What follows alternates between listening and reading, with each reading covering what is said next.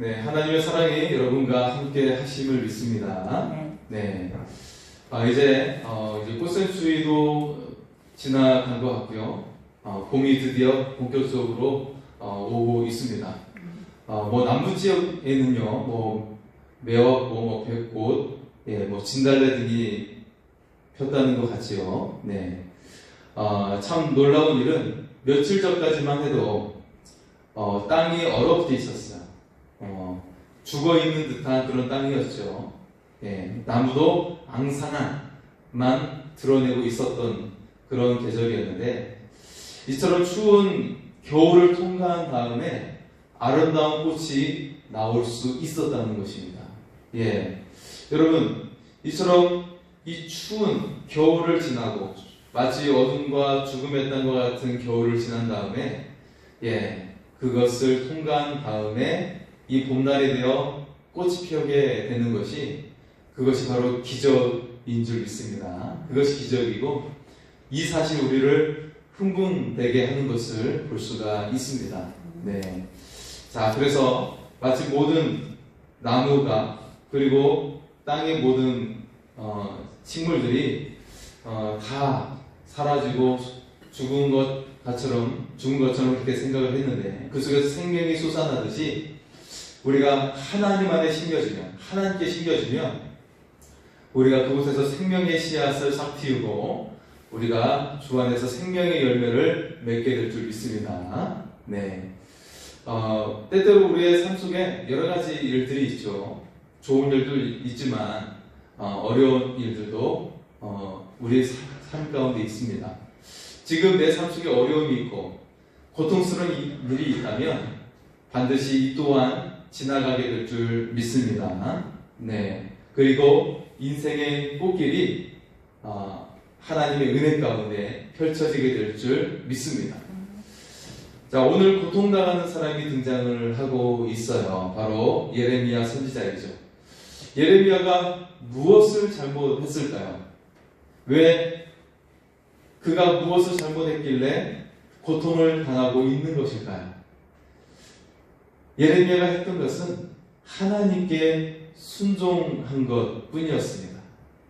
하나님께 순종한 것 뿐이었고, 하나님 앞에서 신실했을 뿐인데, 오히려 이것이 그에게 고통을 받게 하고 박해를 받게 하는 일이 오게 되었던 것이죠. 자, 여러분, 이런 말이 있습니다. 내 신앙이 평안하면 신앙생활을 잘 못하는 거다. 신앙이 게을러지거나 내가 하나님을 잘 드러내지 못하는 것이다. 이런 말이 있어요. 지금 내가 평안하고 내 신앙이 평안하면 신앙생활 잘 못하는 거다 말하는 것이죠. 그런데 만약 내 신앙이 지금 어려움을 당한다면, 누군가 나를 힘들게 하고 내 신앙 때문에 나를 괴롭히는 사람이 있다면, 신앙생활 잘하는 거다. 잘하는 거다 그런 것입니다. 열심히 신앙생활을 하는 거다라고 그렇게 말을 하지요. 여러분, 그것은 내가 신앙생활을 열심히 하다 보면 사탄이 시기하기 때문에 사람과 물질을 통해 시험할 때가 있어요. 그래서 사람을 통해 나를 괴롭게 하고 또 물질에 때때로 어려움을 주기도 하는 것을 볼 수가 있습니다. 그것은 사탄이 우리를 시기하기 때문에 그렇습니다.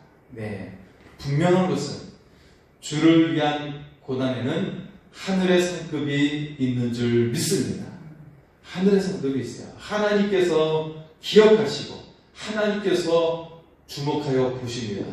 그리고 여러분을 높여주시고 칭찬하시고 영광을 얻게 하신 줄 믿습니다. 자, 얼어붙은 인생에 녹아지고 여러분, 주님 안에서 우리는 꽃길이 열리는 그런 영혼의 삶을 살게 될 줄 믿습니다. 예레미야는 고난 중에 무엇을 했나요? 이 고난 중에 하나님을 바라보았어요. 용사 되신 하나님을 바라보았죠. 그래서 오늘 말씀의 제목은 용사 되신 하나님을 바라나이다입니다. 하나님의 구원이 언제나 우리와 함께 하심을 믿습니다. 우리의 삶 가운데 역전의 은혜를 펼치시는 하나님의 은혜가 우리의 삶 가운데 함께 하실 줄 믿습니다. 자, 오늘 말씀에 처음 등장하는 것은 예레미야를 박해하는 사람이 등장하는데요. 그의 이름은 바스훌이라는 사람이에요. 자, 1절의 말씀을 보겠습니다. 1절입니다. 임멜의 아들 제사장 바스훌은 여호와의 성전의 총감독이라. 그가 예레미야의 이길 예언함을 들은지라. 네, 앞에서 말했던 것처럼 예레미야는 유다의 멸망, 예루살렘의 멸망을 이야기했죠. 네, 그들이 거짓 선지자를 동원해서 평안함을 예언하라라고 이야기하고 우리에게 복을 빌라, 그런 식으로 기복주의적인 것들을 요구를 했었죠. 거짓 선지자들에게. 하지만 하나님의 메시지는 유다의 멸망, 예루살렘의 멸망이었습니다. 자, 제사장 바스훌이 예레미야에게 고통을 주게 되는데요. 이 제사장 바스훌은 무엇을 하는 사람인가요? 예, 제사장인데 성전의 총감독자예요. 그러니까 성전에서의 최고 높은 자리에 있는 사람이에요. 예루살렘 성전에서 최고 높은 자리에. 그래서 여러분, 그 대제사장이라고 하면 아론의 자손이면서 정해져 있어요. 대제사장은 정해져 있어요. 이거는 정해져 있는, 그래서 죽을 때까지 하는 종신직인데, 반면에 성전 총감독은 일반 제사장이 오를 수 있는 가장 높은 자리예요. 예, 일반 제사장이 오를 수 있는 가장 높은 자리에 있는 고위직이죠. 높은 자리죠. 이 바스훌이 예레미야를 박해하고 있는 거예요. 2절과 3절의 말씀을 보겠습니다. 2절과 3절입니다. 이에 바스훌이 선지자 예레미야를 때리고 여호와의 성전에 있는 베냐민 문 위층에 목에 씌우는 나무 고랑으로 채워두었더니 다음날 바스훌이 예레미야를 목에 씌우는 나무 고랑에서 풀어주며 예레미야가 그에게 이르되 여호와께서 내 이름을 바스훌이라 아니하시고 마골 미사빅이라 하시느니라. 아멘. 자, 바스훌이 예레미야를 박해를 하죠. 예레미야를 때리고 결박을 했어요. 자, 그리고 그 결박한 이유, 예레미야를 때린 이유는 왜 때렸어요? 하나님의 말씀을 전했기 때문에 그래요. 예. 그리고 그 내용은 예루살렘의 멸망이었죠. 당시 종교 지도자들과 그리고 많은 상당수의 백성들은 예레미야를 싫어했어요. 예. 우리들의 자신의 그 죄악을 지적하고 예루살렘의 멸망을 전하고 있기 때문에 예루살렘을 싫어한 거예요. 자, 바스훌의 이름을 다른 이름으로 주고 있는 장면이 나오는데요. 바스훌의 뜻은 자유하게 하다라는 뜻이에요. 굉장히 좋은 뜻이죠. 자유하게 하다. 그런데 새로운 이름으로 부르고 있죠. 너의 이름을 마골 미사빅이라 하리라, 이렇게 말씀하고 있어요. 마골 미사빅. 예, 이 뜻은 사방으로 두려움이 되다라는 뜻이에요. 사방으로 두려움이 되다. 이게 무슨 뜻일까요? 자, 너의 인생이 지금까지는 평안했지? 네가 그렇게 가장 높은 자리에 올라서 그렇게 높은 그런 지위와 권력을 누리며 살아왔지만, 네가 평안을 누려왔지만 이제는 예루살렘이 멸망해서 너희 친구들, 너희 가족들이 잡혀가고 죽게 되는 것을 너의 눈으로 보게 되어 사방으로 두려움이 될 것이다 라고 말을 하고 있는 거예요. 예, 굉장히 좋았던 이름이 비참한 이름으로 바뀌고 있죠. 네, 자, 여러분, 성경 속에서 보면 연약한 이름이 굉장히 위대한 이름으로 바뀌어지는 사람들이 있어요. 우리가 아는 것처럼 아브라함으로 바뀐 것처럼, 아브람은 그냥 큰아버지의 뜻인데 아브라함은 열방의 아버지라는 뜻이에요. 이름이 커지죠? 하나님께서 주신 이름이었어요. 그리고 야곱은 이스라엘이라는 이름으로 바뀌어지는데, 야곱은 뭐예요? 예, 발꿈치를 잡은 자, 그죠? 쌍둥이로 태어났는데, 형 에서가 먼저 태어나려고 하니까 발꿈치를 잡았어요. 예. 여러분, 야곱은요, 태중에서도 형과 겨뤘던 자였어요. 쌍둥이. 쌍둥이였잖아요. 태중에서도 같이 그 쌍둥이 형과 결여서 위에 있으면 좋은 줄 알고 위에 있었는데, 근데 세상에 태어날 때는 다르잖아요. 위에서 먼저 나온 게 아니잖아요. 위에 있다가 태어날 때 보니까 이거 내가 줄을 잘못 섰구나. 형이 먼저 태어나는 것을 보고 발목을 잡고, 형이 발목을 잡고 태어난 게 야곱이었죠. 그런 야곱을 하나님은 이스라엘, 하나님과 결어 이긴 자, 그런 의미이면서 하나님께 순복하는 자라는 또 의미도 담겨져 있어요. 어쨌든 이 이스라엘, 야곱의 이름이 이스라엘이라고 바뀌면서 이 이름이 단순한 이름만 바뀌어진 것이 아니었죠. 그의 이름이 민족의 이름이 되고 국가의 이름이 된 것을 믿습니다. 할렐루야. 얼마나 위대한 이름이 되었습니까? 이스라엘, 나라의 이름이 되었어요. 내 이름이 나라의 이름이 된 거예요. 여러분 혹시 나의 후손 중에, 우리 후손 중에 굉장히 이제 커져가지고 내 이름이 강준호 나라, 그런 이름이 된다면 얼마나 대단한 일일까요? 그죠? 대단한 일일까요? 얼마나. 네, 그와 같은 일이 야곱을 통해서 일어나게 된 것이죠. 야곱의 인생을 보면 도저히 그렇게 일어날 수 없는, 굉장히 늘 싸우고 누군가를 겨뤄서 딛고 일어서야 하는 그런 경쟁과 치열한 삶이었지만, 하나님은 그 연약한 삶을 영광의 삶으로 바꾸어 주신 줄 믿습니다. 네. 자, 이렇게 위대한 이름으로 주신 반면에 오늘 이 밧술의 이름은 마골 미사미, 연약한 이름으로 바뀌었어요. 자유하다라는 뜻이 사방으로 두려움, 그의 인생이 망하게 되어 두려움을 얻게 되는 이름으로 바뀌게 된 것이죠. 여러분, 우리는 밧술이 아니라 아브라함과 야곱처럼 하나님께 우리가 믿음으로 일컬음을 받고 은혜의 이름으로 바뀌어질 수 있기를 소원합니다. 이름이 바뀌는 것은 우리의 존재와 삶이 바뀌는 것을 의미하고 있어요. 그래서 여러분, 우리의 이름이 하나님 안에서 아름답게 바뀌어져서 우리의 존재와 삶이 영광스럽게 바뀌어질 수 있기를 소원합니다. 자, 이런 상황 속에 이 밧술에게 매를 맞고, 그리고 나무가 결박이 되어서 목이 나무판에 의해서 결박이 돼서 붙들렸던 예레미야, 이제는 풀려나게 되면서 예레미야가 하나님을 향해 이렇게 기도하고 호소하고 있어요. 자, 7절 이하에 보면 예레미야 하나님을 향해 호소하는데, 주어진 사역이 너무 힘들다는 거예요. 내게 주어진 일이 너무 힘듭니다.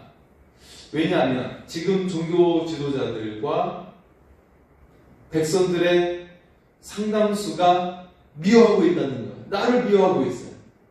심지어 나를 죽이려는 자들도 있었어요. 그렇기 때문에 너무 힘들다는 거예요.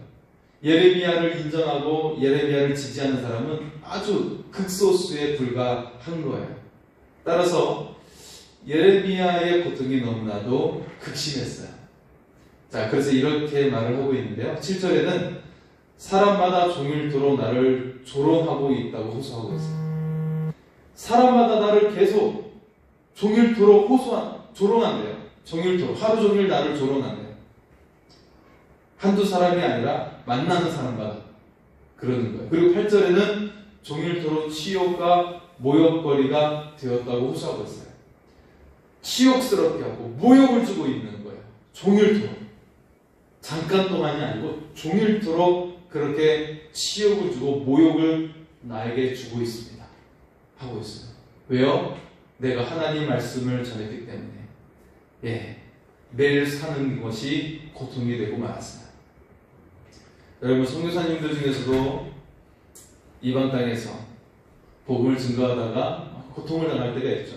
조롱하고 그리고 고통을 주고 모욕을 주고 그런 경우들이 있어요.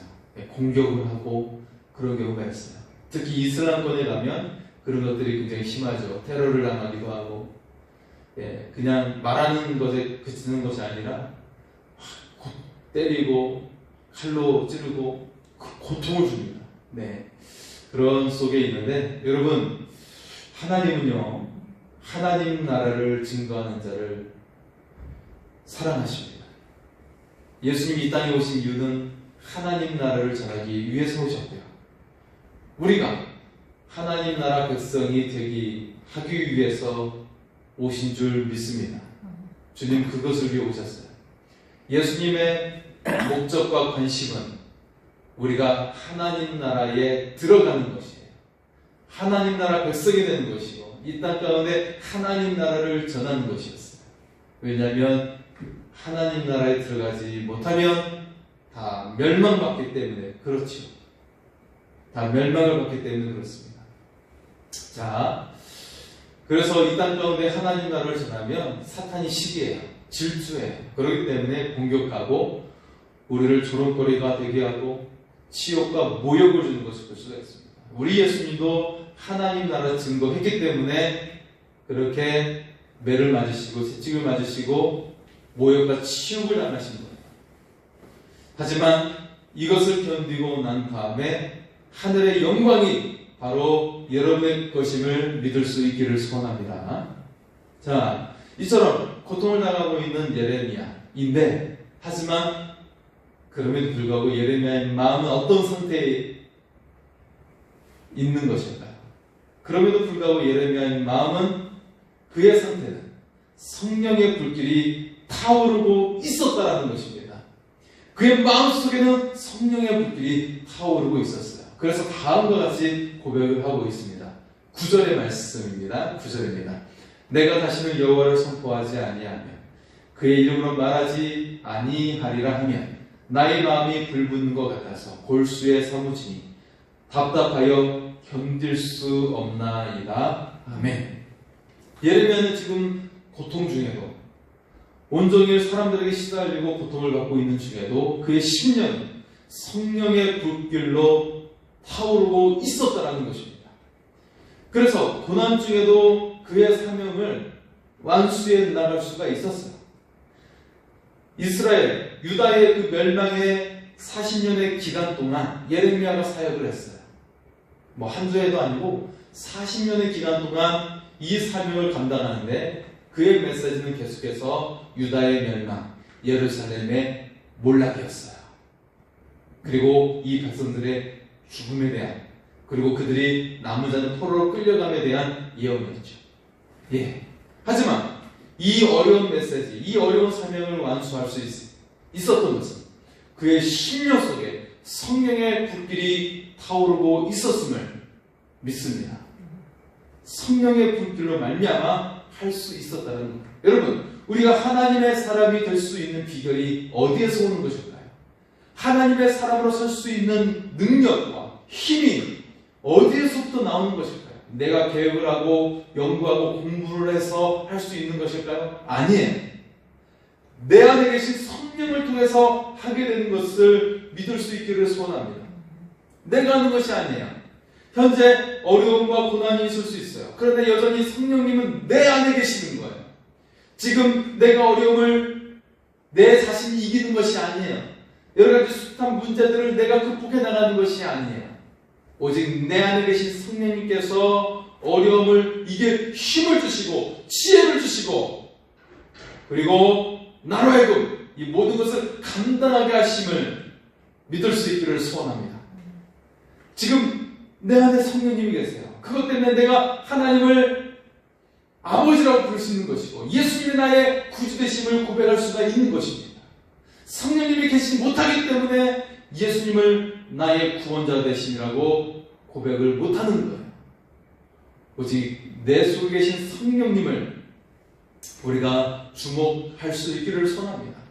내 안에 계세요. 그 성령님을 고백하세요. 그 성령님을 사용하시기 바랍니다. 반드시 고난을 이기고 어려움을 이기고 은혜가 흐르는 삶이 되게 하실 줄 믿습니다. 자, 여러분, 내 안에 성령님이 계세요. 그분이 내 속에서 불붙듯한 뜨거운 열정과 능력을 주십니다. 그런데 여전히 내 삶 속에는 고난이 있어요. 어려움이 있어요. 계속해서 극복해야 될 문제들이 있고 나를 괴롭히는 사람들이 있고 여전히 있죠. 그래서 오늘 10절에 보면 무리의 비방과 두려움의 소리를 말하고 있고요. 심지어 친구들도 의리를 버리고 나의 원수가 되어버리고 말았어요. 얼마나 답답할까요? 내 가족도 버렸는데 내 친구들마저도 나를 공격하고 있는 거예요. 야, 안 되겠어. 내가 너의 친구 되면 사람들이 나도 힘들게 할 것 같아. 그러면서 나를 공격하는 거예요. 이제는 친구들마저도 원수가 되고 말았다는 것이죠. 이것보다 더 절망적이고 비참한 순간이 어디 있을까요? 이때 이 순간에 예레미야는 위대한 고백을 하고 있습니다. 11절의 말씀 보겠습니다. 11절입니다. 그러하오나 여호와는 두려운 용사 같으시며 나와 함께 하심으로 나를 박해하는 자들이 넘어지고 이기지 못할 것이오며 그들은 지혜롭게 행하지 못함으로 큰 지옥을 당하오리니 그 지옥은 길이 있지 못할 것이니이다. 아멘. 지금 예레미야는 용사 되신 하나님이 나와 함께 하시나이다 라고 고백하고 있습니다. 할렐루야. 모든 사람이 나에게 등을 돌리고 친구들마저 나를 원수로 여기고 있는 상황이에요. 이때 예레미야는 용사 되신 하나님께서 나와 함께 하시나이다 고백하고 있는 것입니다. 그 하나님께서 나를 박해하는 자를 넘어뜨리실 것이고 원수들의 지혜를 빼앗아 가게 하실 것이고 오히려 그들이 큰 치욕을 당하는데 잊지 못할 치욕을 받게 될 것입니다 라고 고백하고 있습니다. 여러분, 내 주변에 아무도 없을 때가 있어요. 내 삶이 무너지고 마음이 답답할 때가 있어요. 모두 나에게 등을 돌리고 나를 공격하고 박해를 해요. 그러나 용사 되신 하나님을 바라보시기 바랍니다. 하나님은 모든 사람을 담은 것보다 더 능력 있으시고 더 크시고 더 위대하심을 믿으며 나갈 수 있기를 소원합니다. 여러분, 내가 한두 사람 붙잡는 것보다 하나님 한 분을 붙잡는 것이 놀라운 역사가 일어남을 볼 수 있기를 소원합니다. 내가 100명의 사람을 붙들고 10,000명의 사람이 나의 편이 된다 할지라도 하나님 한 분을 붙든 것이 더 능력이고 힘이 된다는 것을 기억할 수 있기를 소원합니다. 그 하나님께서 나를 위해 싸우십니다. 나를 대신하여 싸워주십니다. 나의 힘 되신 그 하나님, 매번 모든 순간마다 그 하나님을 바라보며 나갈 수 있기를 소원합니다. 예레미야는 나와 함께 하신 하나님을 다음과 같이 찬양을 하고 있어요. 13절의 말씀입니다. 여호와께 노래하라. 너희는 여호와를 찬양하라. 가난한 자의 생명을 행역자의 손에서 구원하셨음이니라. 아멘. 예레미야가 하나님을 찬양하고 있는데요. 그런데 지금 그의 상황이 어떤 상황이었죠? 조금 전까지는 그가 매를 맞고 갇혀 있었어요. 그리고 조금 전에 풀려났어요. 여전히 고통스러워요. 여전히 사방에 원수들이 가득해요. 그런데 지금 예레미야가 찬양할 수 있는 근거는 지금 용사 되신 하나님이 나와 함께 하시기 때문인 줄 믿습니다. 그 하나님을 신뢰하기 때문에 지금 그 하나님을 찬양하고 있는 것입니다. 여러분, 오직 하나님을 신뢰하십시오. 그 신실하신 하나님, 나의 모든 것을 책임져주시고 마침내 승리케 하시는 하나님만을 바라볼 수 있기를 소원합니다. 그런데 이 놀라운 고백을 한 이후에 오늘 말씀의 14절에서 18절의 그 마지막 부분에 해당하는 말씀은 좀 아이러니한 내용이 등장을 하고 있죠. 그것은 내가 태어난 것에 대한 한탄하고 있는 내용이 등장합니다. 조금 전까지는 모든 고통을 승화해서 하나님을 찬양했어요. 그런데 이제는 자신이 태어난 것을 한탄하고 있는 내용이죠. 그런데 여러분, 이 부분은 내가 하나님을 바라보기 전, 그 이전에 내가 가지고 있었던 마음의 상태라고 볼 수가 있어요. 내가 하나님을 바라보기 전에는 내가 지금 이렇게 생각하고 살았습니다 라는 내용인 것이죠. 하나님을 바라보기 전에는 내가 태어난 곳조차 고통이고 후회되는 순간이었다라는 것이었죠. 그런데 하나님을 바라보고 나서는 용사 되신 하나님, 나의 능력이 되시고 나의 원수를 갚으시는 하나님을 보게 된 줄 믿습니다. 자, 여기서 예레미야를 통해 떠오르는 인물이 있어요. 그것은 욥기서의 주인공 욥입니다. 본문을 통해 두 사람의 공통점을 몇 가지 발견할 수 있는데요. 세 가지를 볼 수가 있습니다. 세 가지 공통점이 보입니다. 첫째는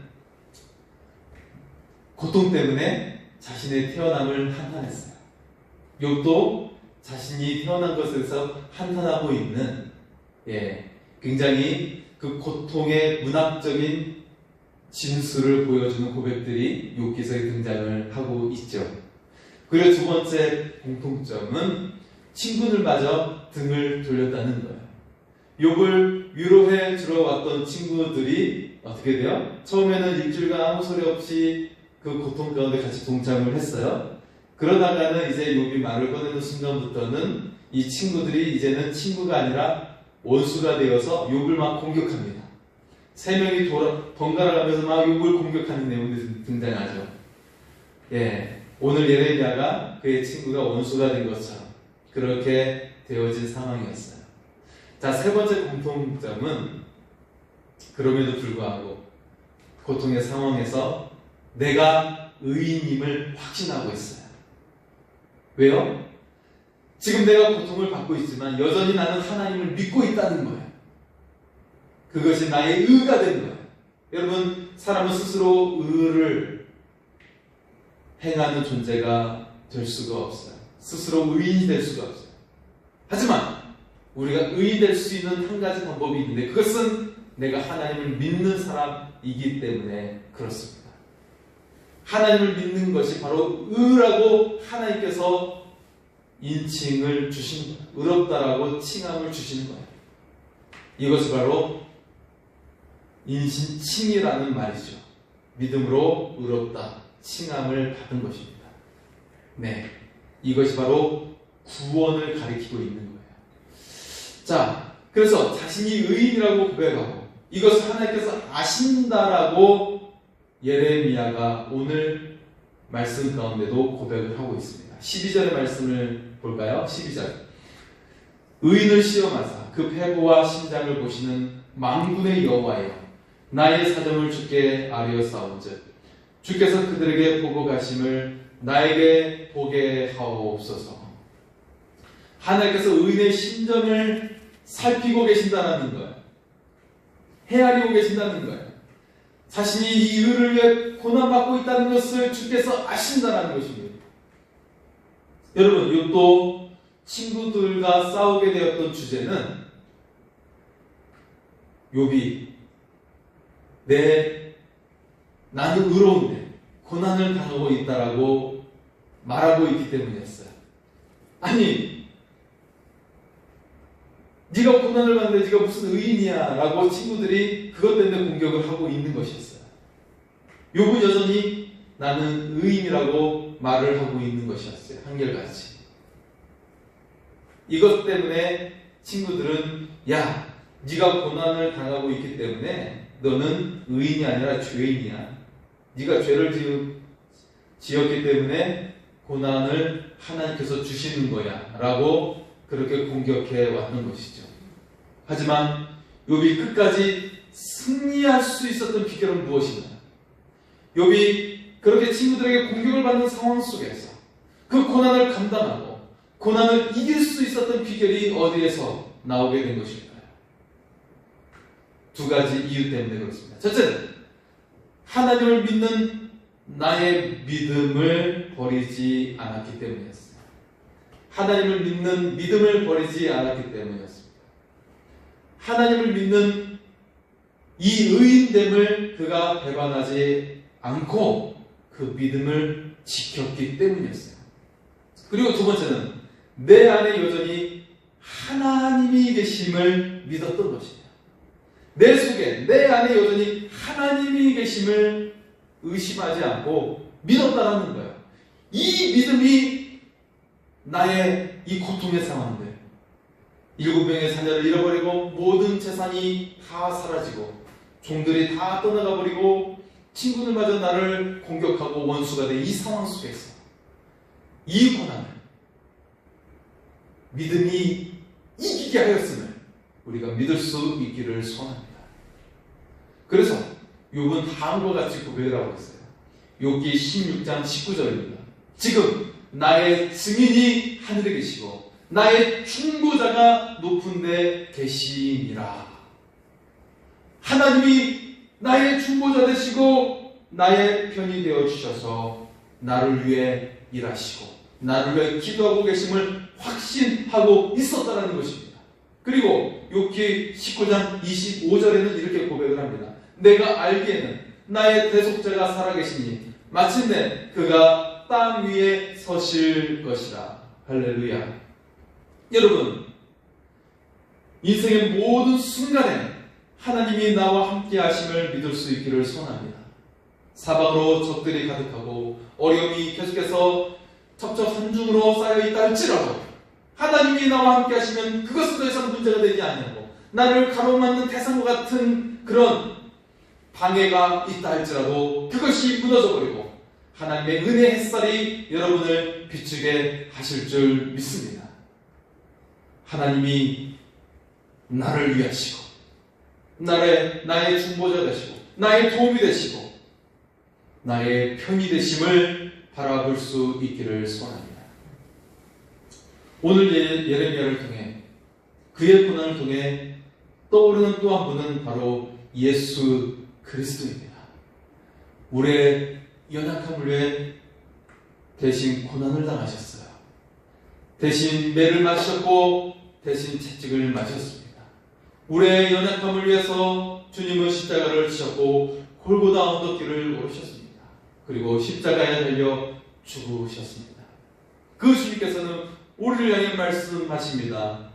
너의 죄악을 대신 짊어졌으니 너는 나음을 입으라고 말씀하십니다. 너의 연약함을 대신 짊어졌고 너의 부족함을 대신 짊어졌고 너의 고통을 대신 짊어졌고 너의 슬픔을 대신 짊어졌고 너의 우울한 마음, 너의 슬픈 마음을 대신 짊어졌으니 너는 이제 그 모든 짐들을 십자가의 앞에 내려놓으라. 그리고 너는 내가 주는 부활의 영광을 얻으라라고 말씀하고 계십니다. 내가 고통은 대신 짊어졌으니 어둠의 문제는 모두 짊어졌으니 너는 이제 영광의 자녀로 살아가라라고 말씀하고 있는 것입니다. 여러분, 십자가와 부활의 주님을 믿는 것은 내 안에 여전히 놀라운 일을 행하시는 예수 그리스도의 역사하심을 믿는 것입니다. 내가 힘이 있는 것이 아니에요. 내가 해결할 수 있는 것이 아니에요. 오직 내 안에 주님이 계심으로, 주의 성령이 계심으로 주님의 힘이 내 속에서 역사하시는 줄 믿습니다. 여러분, 그 주님을 고백하고 주님의 그 능력을 사용하시기 바랍니다. 날마다 이기게 될 줄 믿습니다. 내가 그 주님을 믿는 자임을 고백하세요. 내 안에 주님이 계심을 믿으며 고백하시고 확신하며 살아가시기 바랍니다. 그 주님이 여러분을 이기게 하십니다. 그 주님을 믿는 믿음이 여러분을 이기게 하십니다. 이 은혜가 가득한 삶이 될 수 있기를 소원합니다. 이 시간 오늘도 나를 일으켜 세우시는 그 하나님을 고백하며 일어나 걸으라